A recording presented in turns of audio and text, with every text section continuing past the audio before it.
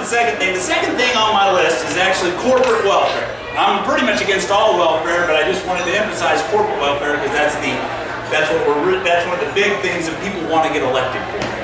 Welfare itself, I think, needs to end over time as soon as we can try to phase it out because it's unconstitutional. The same with Medicare, the same with Social Security. You know, in other words, I won't touch that, but the fact is, they're unconstitutional. You can't sit here on one hand and say, I'm going to do this for the Constitution, this for the Constitution, this for the Constitution. Well, the three things I just listed are unconstitutional. Oh, I know. But I'm not going to do that for the Constitution. Well, you know what I mean? It's the state's jobs to do things like that. It's not, you know, sending money to Washington for all that. But let's talk about corporate welfare. Let's talk about Solyndra. Let's talk about the bank bailouts. You know, and the Republicans, look, who are the heroes of the Republican Party? John Boehner, Paul Ryan, Eric Cantor, Pete Sessions, are these the heroes? Come on, give it to me. Yeah, more or less. These guys are the heroes of the Republican Party. All of them voted for the bailouts. All of them voted for the bailouts and thought it was a great idea. John Boehner even cried over it. He was very upset. He cried a little tear about it.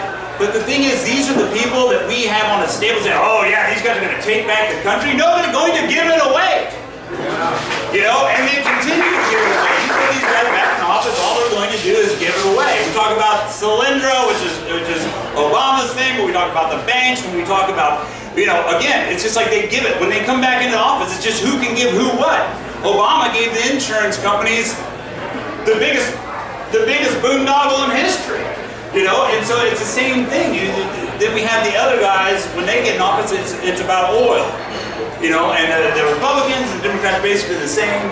One fight wars for terror to keep everybody scared, and the others fight wars for humanitarian reasons when there's never been any proof of us actually having a humanitarian war, and actually it's an oxymoron to even say the words humanitarian.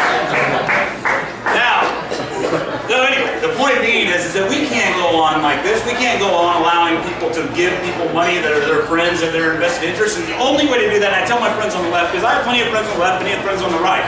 And I tell my friends, it's like, listen, I understand that you want to control government. I understand that you want to do this and the other, but with every ounce of power you give to government, you give them the power over you to do something else. With every time you say, I want the government to do this, you're making them one step larger. Now, who are we? You know, you're going to say, oh no, they're going to do this, my thing, they're going to do John Spivey's thing this time.